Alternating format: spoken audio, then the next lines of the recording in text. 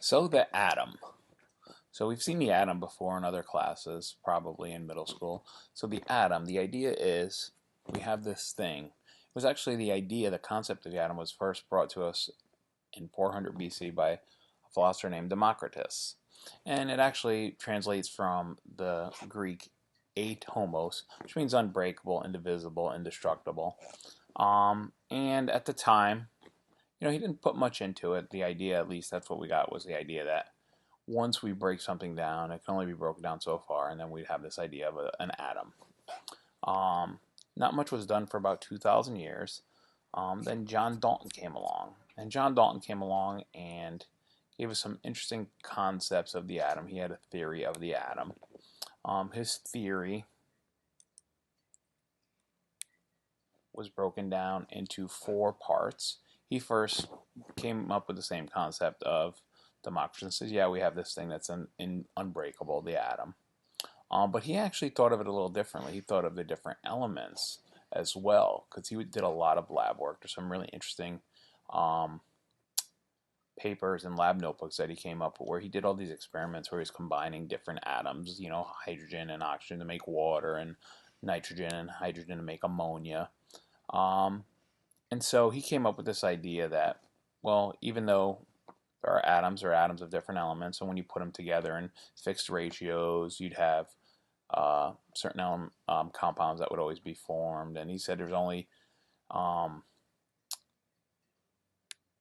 specific atoms for different elements and so forth. I'm not going to get into all of his concepts, but he came up with these ideas and just came up with this theory. He didn't actually come up with a model, but he came up with a theory. Atom is super small. We know this. There's 100 million copper atoms that would side by side would only be about a centimeter. But then we started getting into these atomic models. So people starting with J.J. Thomson, did this experiment, or had this experiment he was running with a cathode ray tube. You can look this up. And he basically came up with this plum pudding model.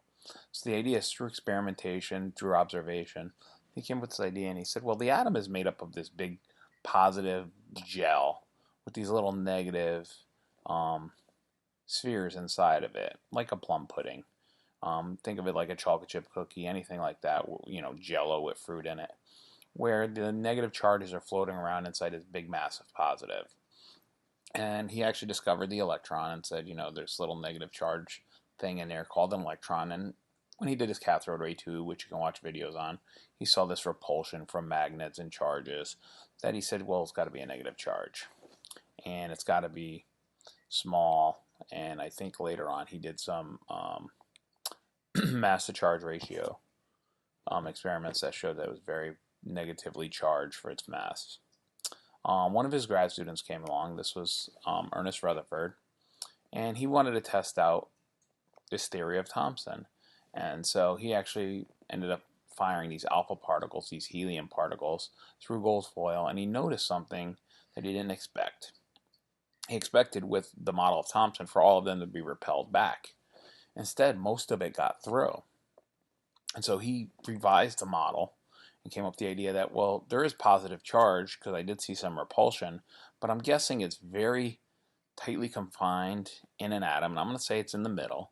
And he came up with this idea that there's a very positively dense charged nucleus, and most of the rest of the atom is empty space where these electrons are kind of floating around.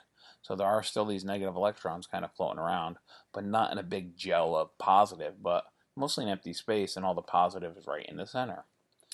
Again, another grad student comes along, Niels Bohr comes along, and he says, well, I like a lot of the observations that Rutherford and Thomson made, but I'm actually going to take it a step further. And he says, he did some experimentation with energies and light emission and so forth, and he came up with this idea that, these electrons aren't just floating around in the middle of nowhere. They're actually in these orbitals, these paths, and these paths have like finite energies.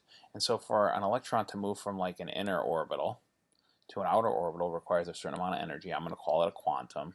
And they're very discrete energies for different transitions. So that quantum can actually change. So going from like a level 1 to a level 2 or 2 to a 3 might be different energies, and that's actually, we get different color emissions. Pretty complicated stuff for this course, but interesting to talk about. So let's see where we're at right now with the model of the atom. So we kind of settled there. There's another development in the orbital pathway orbitals of an atom that are further discussed in physical chemistry, but we're not going to talk about that. So what do we have? We have a nucleus of an atom. It's positively charged and contains both protons and neutrons. They each weigh 1. Protons have a positive charge, neutrons are neutral charged. So if you put them together, you have a net positive charge. And those are in the very dense center of the atom. Floating around in these orbitals and these pathways outside of the nucleus are electrons. They're negatively charged. So they're a -1 charge and have a very, very low mass compared to a proton or a neutron. So that's where we are with the model of the atom.